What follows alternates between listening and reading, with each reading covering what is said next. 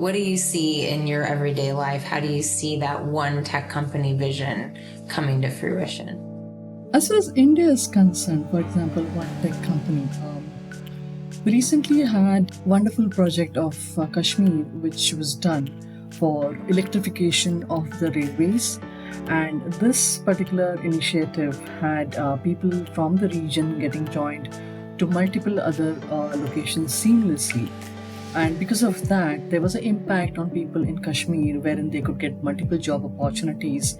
They could also have access to many critical things like healthcare, and there was definitely a boost in the economy of Kashmir and how people were actually placed in this location which did not have a good access to folks around. That's amazing. That's so cool to see, the company that you're working for making a difference in your community. I think that's something that when you work for a large, global corporation, that's not always something that you get the privilege of being a part of or seeing. So that's really interesting. So obviously, you're one person in this large organization, and every person here has a cool story to tell.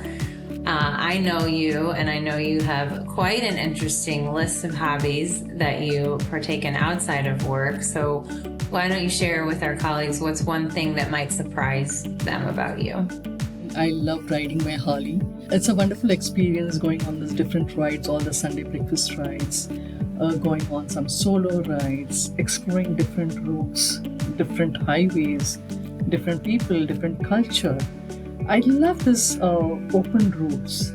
So whenever you're on these open roads, it's a powerful blend of freedom and also acceleration. So you recently took a trip across Malaysia, right? When was that by yourself or that was with a group?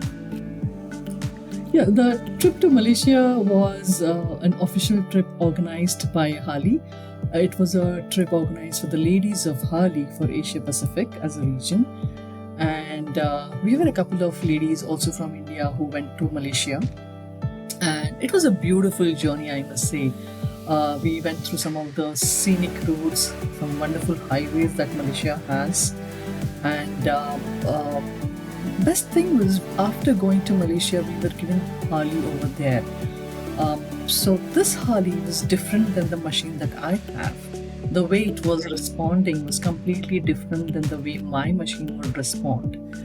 So apart from riding into this unknown lands with unknown people on unknown bike, it was a lot of unlearning and adapting to a new machine and then riding it on those beautiful roads in the scenic atmosphere.